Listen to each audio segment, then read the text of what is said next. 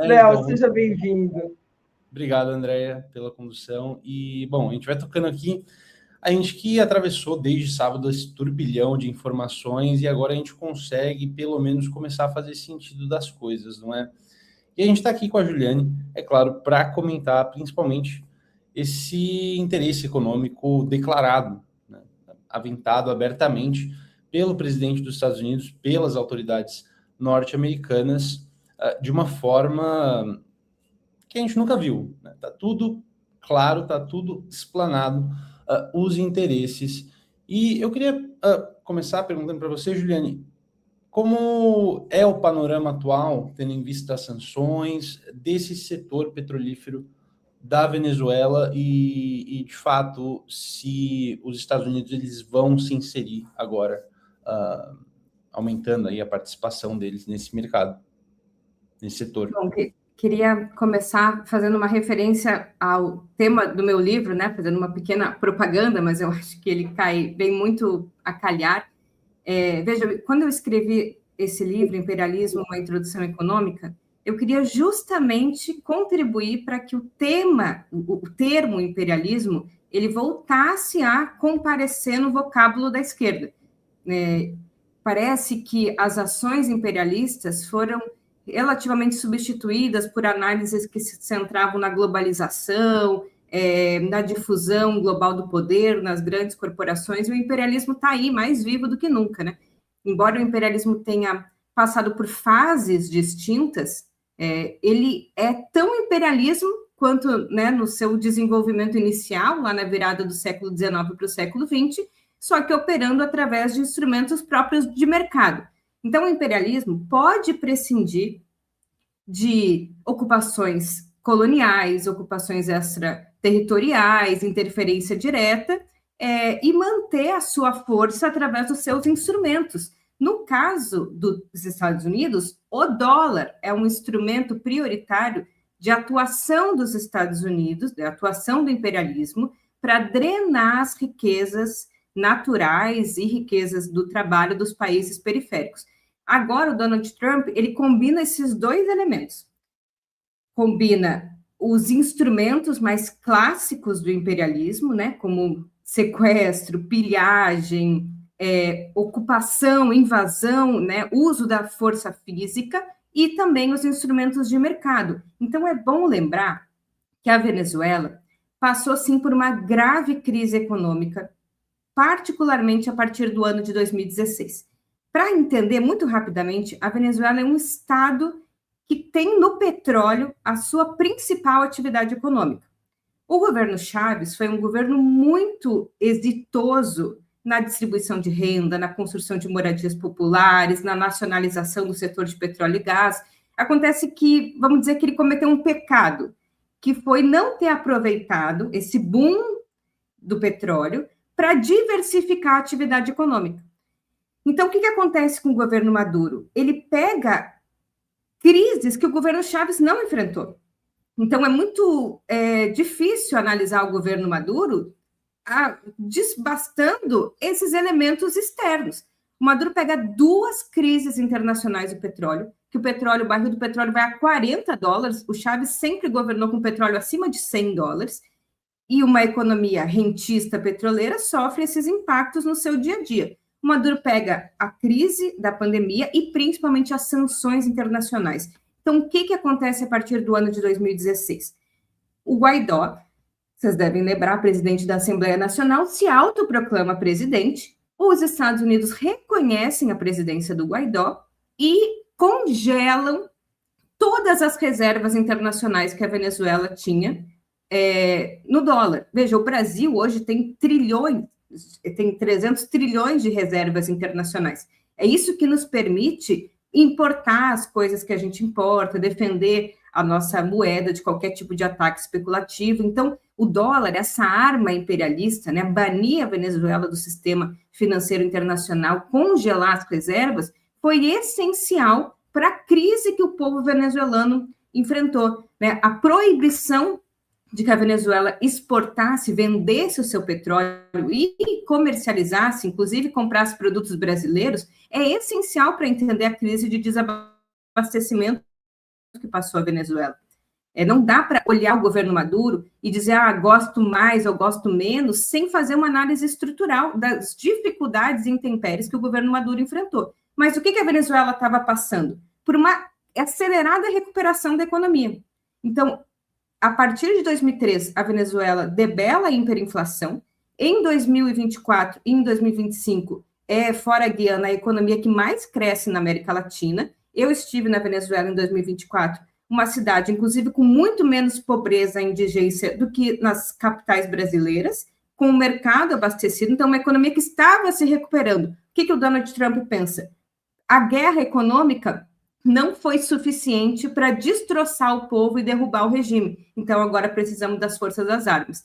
Para finalizar, eu acho que a ofensiva contra a Venezuela sim, sobre os recursos naturais venezuelanos, a garantia do controle da de uma fonte prioritária de energia, mas também a derrubada de um regime político que, com seus erros e acertos, é o que mais avançou na luta anti-imperialista ou anticapitalista na América Latina no século XXI. É uma experiência histórica revolucionária, né? Uma experiência política de caminhar com o socialismo do século XXI. Enfim. Então, destruir, sufocar essa experiência histórica diz muito sobre esse novo mapa político que a América Latina deve estar submetida através da nova doutrina de Estado dos Estados Unidos. Perfeito, perfeito. Juliane, primeiro, seja bem-vinda. As pessoas estão aqui no chat falando que estão adorando seu livro, tá? Depois você dá uma olhada, mas aqui tem um elogio geral com relação ao seu livro. Mas eu queria trazer uma questão que é voltada à situação econômica dentro da perspectiva do embargo. É um embargo econômico, não é um bloqueio, né? A Venezuela sofre muito mais do embargo. Como é que ficaria, então, essa situação agora? Né? Até porque a gente não sabe quais são os próximos passos de Trump. É também uma vulnerabilidade, porque se continuar o embargo numa situação dessa, primeiro que essa situação já mudaria tudo, né? Se ele toma para si esse petróleo. Como é que fica o embargo agora no meio dessa situação? Eu acho que depende do objetivo que os Estados Unidos têm para o dia seguinte, né? Os Estados Unidos sequestram, capturam o presidente constitucional venezuelano, numa clara tentativa de humilhação, de demonstração de poder, mas me parece que o dia seguinte ainda está um pouco nebuloso, né? O próprio Trump identifica que a Maria Corina Machado, que é a líder da oposição, não tem capacidade de governar a Venezuela, né? A oposição ela é bastante fragmentada, tanto é que nas eleições de 2024 a oposição se apresentou em 10 candidaturas distintas, então não existe coesão política do anti-chavismo, da própria direita na Venezuela, e há ali uma tentativa, me parece, de dar um recado para os integrantes do governo que devem permanecer no poder político, como a Delcy Rodrigues e o Diosdado Cabejo, que domestiquem-se, né? Façam a nossa política e assim vocês têm respaldo para governar, e provavelmente as sanções e os bloqueios devem ruir. Eu acho que isso não vai acontecer, eu aposto numa saída mais conflituosa. Não me parece que tenha tido um acordo da Delcy Rodrigues com o governo dos Estados Unidos e que essa seja uma saída pactuada em que a Venezuela vai gradativamente abrindo o seu mercado, abrindo o seu setor petrolífero para a influência norte-americana. Me parece que é mais um não saber o que fazer e apostar que o recado, né, a imagem do Maduro preso vai ser suficiente para que os chavistas baixem um pouco a bola do seu programa máximo. E aí as sanções são fundamentais, porque o Donald Trump, inclusive, falou que poderia aprimorar, né, agravar as sanções internacionais que foram relativamente relaxadas no governo Biden, porque os Estados Unidos precisava contornar sua crise energética que se aprofundou com a guerra da Ucrânia. Mas esse relaxamento das sanções pode, mais uma vez, ser revisto e se apostar numa guerra econômica, num sufocamento da economia venezuelana. Eu acho que eu falei alguma coisa errada sobre as reservas. Eu falei que são em torno de 300 bilhões de dólares, né? Essas são as reservas brasileiras. No caso, as reservas venezuelanas foram completamente capturadas, né, congeladas unilateralmente pelos Estados Unidos. Muito bom, Juliane. Contigo. O pessoal está gostando muito aqui da entrevista, comentando demais. Muito obrigado pelos comentários, pessoal. Lembrando sempre do apoio que está rodando aqui embaixo. E, Juliane, um argumento que foi usado pelas autoridades foi esse de que há 20 anos atrás o governo venezuelano expropriou, na verdade, o petróleo que supostamente pertenceria aos Estados Unidos. Inclusive, bom, para entrar esse argumento, eles falam o seguinte, que esse dinheiro ele foi usado para financiar o narcoterrorismo. Aí, bom, vamos desmontar esse argumento, né? Começando por essa parte da expropriação. Por favor, desmonta essa tese. Veja, o governo Chávez inicia a Revolução Bolivariana, esse processo por dentro do Estado burguês, né, a modificação ali sem que tenha tido uma tomada do poder político, a partir do ponto nevrálgico, né, da dominação venezuelana, que era o setor de petróleo e gás. Vocês sabem que quando nós aqui no Brasil fizemos a campanha O Petróleo é Nosso nos anos 40, a principal consigna do Petróleo é Nosso era não queremos virar uma Venezuela. Nesse caso, não virar uma Venezuela no sentido político empregado hoje, mas porque a Venezuela era o país mais permissivo para que as empresas multinacionais explorassem o petróleo sem nenhum tipo de contrapartida nacional. Então, o governo Chávez, sim, expropria grandes empresas internacionais, assim como foi a construção de todas as empresas estatais no Oriente Médio, né? Todas essas empresas, talvez com exceção do Brasil, todas as empresas nacionais de petróleo nascem na expropriação dos instrumentos das empresas internacionais, portanto, algo completamente conhecido pela história internacional, e essa expropriação, obviamente, gerou uma discussão em relação à indenização, assim como foi a discussão da nacionalização das empresas estrangeiras no território cubano, que é empregado essa ideia de que esse dinheiro teria servido, enfim, para financiar o narcotráfico ou ações terroristas. Então, é um argumento completamente estúpido, né? Toda a criação de grandes empresas estatais de petróleo, elas ocorrem a partir do encampamento, e essa ideia de que o Estado norte-americano não foi indenizado também precisa ser relativizado, porque foram décadas, muitas décadas de profunda exploração das riquezas petrolíferas venezuelanas pelas empresas estrangeiras, sobretudo as norte-americanas. Então, é como se acabasse a escravidão e você quisesse que os proprietários de escravos fossem indenizados. Não, eles já foram, eles já exploraram, né, aquele recurso, no caso humano, no caso petrolífero, durante décadas. Né? A expropriação, o fim, a mudança do regime jurídico está sedimentada na necessidade, né, na vontade política de que aquele país deixe de ver sangrar as suas riquezas estratégicas na mão de grandes empresas. Juliane, e agora o impacto econômico, porque isso vai gerar um impacto econômico para a América Latina, e acho que isso é o ponto para 2026. A ideia de Trump é usar, e o próprio Colorado Trump diz, né, logo no começo, né, eles tomam para si a América, né, Latina como algo muito comum, e o professor João César lembrou aqui no primeiro bloco do corolário Roosevelt, que é essa relação, olha, né, naquele momento, quando eu precisar, e uma relação de instabilidade, aí vem a estabilidade, obviamente a questão da segurança, ele vai usar como justificativa. Isso é um grande apito de cachorro para a nossa estrutura econômica, quer dizer, como a gente sai dessa economicamente?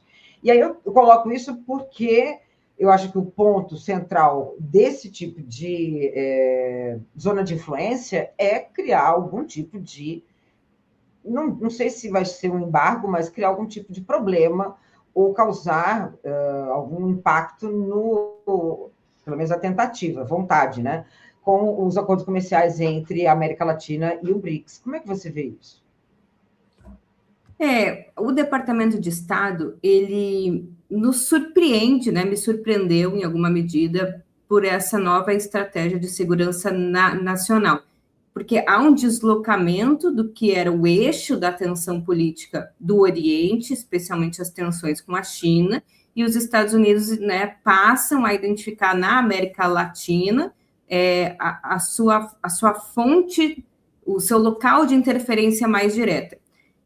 Buscando, não me parece, acumular forças, ter uma unidade territorial para aí, sim, num segundo momento, fazer enfrentamento aos BRICS e ao poderio que China e Rússia têm na banda oriental, né? E eu acho que é exatamente esse recado que o Donald Trump quer dar e que vai repercutir muito fortemente nas eleições colombianas em maio e nas eleições brasileiras em outubro. É o recado de que aqueles que não se curvam, aqueles que não se dobram aos interesses estadunidenses, podem ser, à revelia, retirados do poder, né, ter os seus territórios e a sua soberania invadida, ou a sua soberania descartada. Lembrem que os Estados Unidos, eles estão passando por um processo de decadência. O imperialismo norte-americano está passando por um processo de decadência. Não significa que ele está enfraquecido, não significa que ele vai cair de maduro, mas há um conjunto de ameaças à economia norte-americana que vão sugerindo um imperialismo em processo de fragmentação. Há, por exemplo, muitos acordos comerciais já estabelecidos fora do sistema dólar, a derrota da OTAN na guerra da Ucrânia, a superioridade tecnológica e econômica das economias dos BRICS, em especial da China, que já é a maior economia do mundo, medido por paridade do poder de compra. E o imperialismo norte-americano, quando ele se sente ameaçado, ao invés dele atuar de forma defensiva, ele atua na ofensiva política. Foi assim na década de 70 também. Os Estados Unidos se viam ameaçados no fronte militar, com a perda da guerra do Vietnã, com seus concorrentes, no caso, grande empresa alemã e japonesa, e também no campo monetário, porque na década de 70, muitos países contestavam a hegemonia do dólar e estavam sugerindo a criação de uma cesta de moedas, de uma moeda do FMI. Como que os Estados Unidos reagem? Reage com a crise da dívida, né, aumentando a sua taxa básica de juros, levando o mundo todo à recessão e fazendo uma política de enquadramento, né, inclusive dos seus aliados. Então, os Estados Unidos têm atuado um pouco conforme a sua própria história. Ao se verem ameaçados, dobram a aposta e vão para o ataque. E essa também é uma sinalização para a China, que deve ser, num segundo momento, um alvo de ações mais enérgicas dos Estados Unidos. Muito bem, Léo, contigo. Muito bem.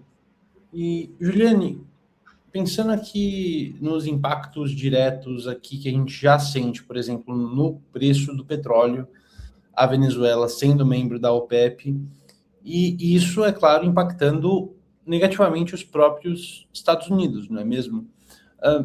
Como você projeta, mais ou menos, essas flutuações nesses preços, tendo em vista esse cenário, e também tem toda uma questão no Oriente Médio rolando, todas essas tensões e o impacto da Venezuela no preço do petróleo? Olha, a Venezuela, ela vinha aumentando a sua produção diária de petróleo, mas embora a Venezuela seja a principal, né, o país que mais tem reservas comprovadas de petróleo no mundo, ela não é nem de perto o país que mais explora. Então, o petróleo venezuelano, ele já não era essencial, né, do ponto de vista da produção global. Então, a OPEP já sinalizou que vai manter a produção de petróleo, e me parece que uma queda da produção petrolífera na Venezuela não é o suficiente para impactar o preço do petróleo. O que pode impactar é o elemento da incerteza, porque grande parte do preço do barril de petróleo não está relacionado só à oferta e à demanda física do óleo, mas está também a contratos futuros especulativos com relação ao preço futuro do petróleo. E aí sim, essas tensões, tanto no Oriente Médio quanto na Venezuela, podem impactar do ponto de vista do que vai ser no futuro, né? Me parece que num primeiro momento o preço do petróleo deve se manter relativamente estável, né, dado que a Venezuela não é um grande produtor, mas num segundo momento, né, em se consolidando um processo de paralisia desse setor, aí sim a gente pode ter mais impactos mais diretos, né? E o petróleo é a fonte que move, né, o capitalismo, e o preço do petróleo, portanto, está ligado ao preço da maioria das mercadorias que a gente consome. Então, flutuações abruptas no preço do petróleo vão gerar inflação, e inflação também nos Estados Unidos. Os Estados Unidos hoje ainda é um exportador líquido de petróleo. Isso quer dizer que os Estados Unidos hoje produz mais petróleo do que consome. Mas a fonte energética do qual os Estados Unidos extraem petróleo é o petróleo chamado de não convencional, é o petróleo de xisto. Esse petróleo norte-americano, ele vai começar a ter um ponto de declínio a partir de 2030 e provavelmente a sua exaustão em 2050. Então, o que os Estados Unidos estão olhando vamos perder capacidade de autossuficiência energética e do controle do petróleo, né, dado aí a escassez das suas próprias reservas, e por isso precisam contar com um petróleo mais viscoso também, que é o petróleo venezuelano, fundamental para fazer um blend de petróleo que seja adequado para o tipo de refinaria que, inclusive, os americanos têm adaptado nos últimos anos. Perfeito. Juliane, eu vou ler aqui alguns comentários, inclusive tem 2 perguntas, tá? Primeiro, agradecendo ao superchat do Washington Alcântara, boa noite, Andréa, Léo e Juliane Furno. Estou tendo uma overdose da professora Juliane. Assisti ela dias atrás no Opera Mundi, ontem na TVE e hoje no Brasil, no do Boa Noite 247. Show! Então, muito obrigada. Agora, a questão do tetrapolítico, qual o impacto para Cuba? E aí eu também... vamos essa primeiro. Perfeito. Sobre Cuba, né? O impacto para Cuba, eu acho... economicamente. Eu acho que esse é o maior impacto. Cuba é um país que tem características geológicas e geográficas muito, vamos dizer, pouco abençoado por Deus. Cuba não tem uma queda d'água, Cuba não tem carvão, Cuba não tem petróleo, então Cuba não pode ter geração de energia hidroelétrica. Cuba necessita, né, para abastecer de energia a sua sociedade, de petróleo. Hoje, a Venezuela, de forma solidária, abastece o mercado cubano de petróleo a preços, inclusive, abaixo do mercado internacional, e Cuba, como contrapartida, fornece serviços, especialmente serviços médicos, para a população venezuelana. Portanto, a queda da Venezuela, a queda do regime chavista na Venezuela, é um ponto fundamental de desgaste ainda maior de uma economia que já vem passando por uma grave crise, inclusive energética, que é a economia cubana. Porque o embargo, ele também impede que as empresas que montaram o sistema elétrico cubano, por exemplo, hoje possam fornecer peças de reposição, serviços de manutenção, serviços de reparo. Então, o sistema elétrico cubano está colapsando e as sanções internacionais impedem o seu restauro. Então, hoje, Cuba depende do petróleo venezuelano. Então, o petróleo venezuelano é fundamental para que Cuba contorne, em alguma medida, a crise humanitária que tem se instalado em Cuba por conta dos bloqueios, né, que isso precisa ser dito. Portanto, o rompimento desse laço de solidariedade de Cuba com a Venezuela pode levar a contornos mais dramáticos na crise cubana que já está acontecendo. Perfeito. Léo, tem mais uma pergunta do Superchat, vou fazer, depois eu passo para você, tá? Laurita, ela faz a seguinte pergunta, Juliane: deixar de comprar título da trilhardaria dívida americana poderia ser uma forma de atingir Trump com estratégia e tática, claro? A gente vive sob um paradoxo que é o dólar é esse mecanismo de extorsão das nossas riquezas, mas ele é também o ativo fundamental que a gente guarda reservas. Veja, o Brasil, ele precisa ter reservas internacionais, e ele precisa ter reservas internacionais na moeda que é aceita por todo mundo.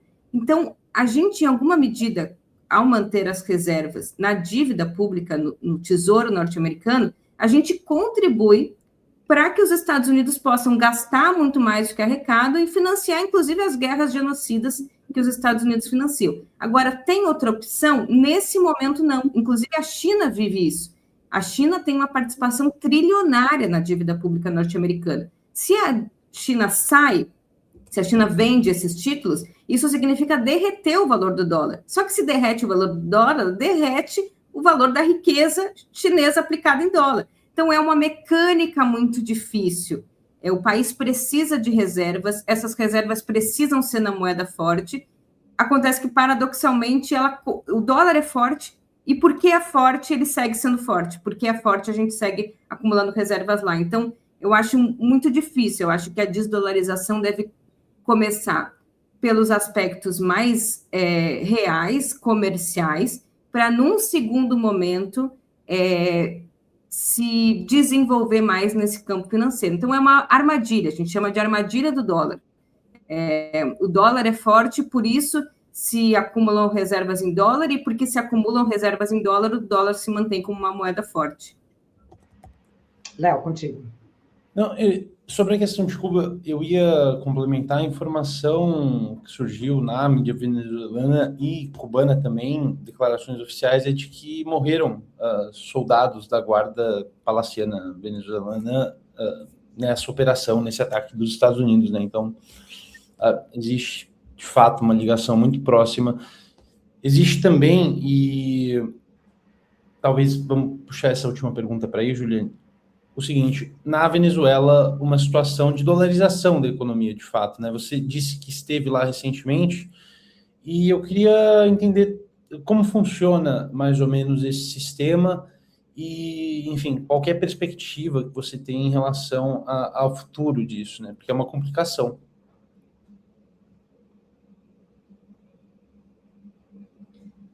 A Venezuela, ela tinha uma inflação que era mais ou menos 17.000% ao ano. Vocês não entenderam errado. A gente está falando de uma inflação brasileira que está tentando chegar numa meta de 13,5%, e a inflação venezuelana era de mais de 1.000%. Essa inflação foi contornada. Hoje a taxa a taxa anual de inflação venezuelana chega a 10%. Em boa medida, a recuperação econômica se deu dolarizando a economia, o que é também um elemento paradoxal. Então, houve, de certa forma, uma âncora cambial que vai relacionar os preços, ou vai fazer uma equivalência dos bolívares domésticos com o preço do dólar. Isso foi possível, em boa medida, porque houve a tentativa de um certo contorno das sanções internacionais, via triangulação, por exemplo, da venda do barril de petróleo pelo Panamá, a venda do barril de petróleo para o Irã. Então, houve ali um contorno, uma tentativa de contorno das sanções internacionais para acessar dólar, e houve, né, por parte do Banco Central, essa maior dolarização da economia, que foi o que deu mais estabilidade para o preço do bolívar, né, da moeda venezuelana. Então, é uma situação complicada, né? É uma situação que há a retomada do crescimento econômico, mas sustentado nesse ativo muito instável e que é uma arma de guerra, que é o sistema dólar. Perfeito. Léo, o Joaquim não chegou. Se você quiser trazer ainda mais alguma questão, acho que dá para a gente, antes da gente finalizar. Eu estou em contato com o Paulo Emílio, da redação, diretamente, para onde eu vou voltar já, e ele acaba de me passar uma reportagem, dando conta aqui para a gente comentar, de que, do Wall Street Journal, falando o seguinte: de fato, aí existe uma articulação. Você comentava desse plano, suposto plano, articulação dos Estados Unidos, Delcy Rodrigues, os irmãos Rodrigues, Diosdado Casbelho, para, de fato, administrar o país agora. Enfim, isso é um relatório de inteligência, né? A gente tem ressalvas e tudo mais, mas, de fato, você não acredita nessa hipótese de que houve, talvez, um acordo, Juliane? Você descarta? Eu não acredito.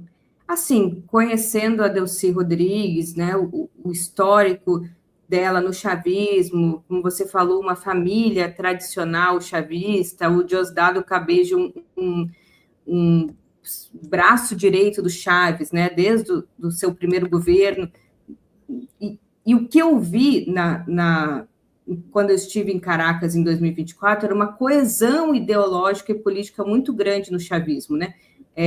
Obviamente, é uma experiência histórica como qualquer outra, deve ter limites e contradições internas, mas me parece que é um processo muito, muito amparado em muita unidade política. Então, eu não acredito que a Delcy Rodrigues vai ser uma Dina Boluarte de Caracas, assim, eu acho estranho a falta de defesa aérea, a falta de defesa militar, eu acho que isso ainda precisa ser identificado, mas com as informações que eu tenho até agora, eu não diria que houve uma traição por dentro do regime.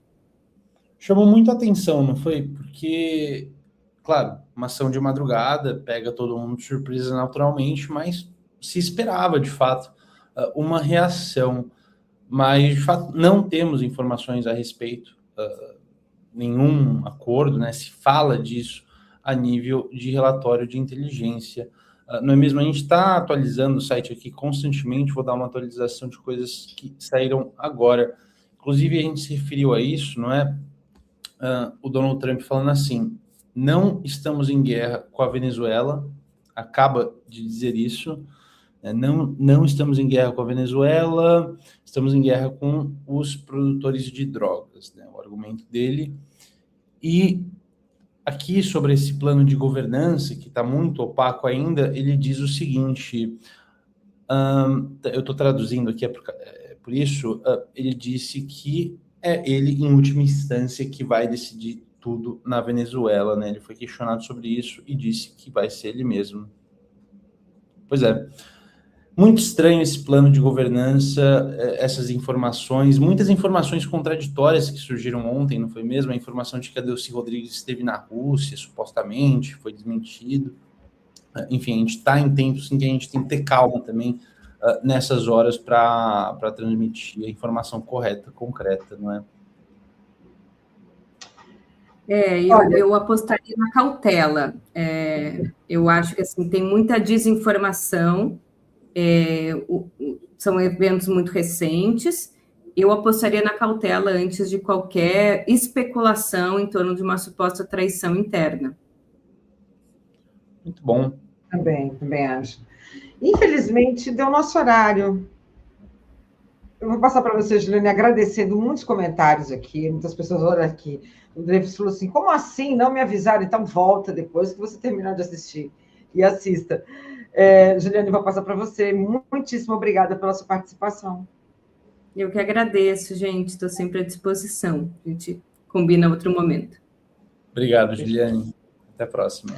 Valeu. E, Sobreira, muito obrigada também por participar aqui comigo. Valeu demais. Obrigado, até mais para vocês. Valeu. Até mais, gente. Tchau, tchau. Muito bem. Eu sigo aqui.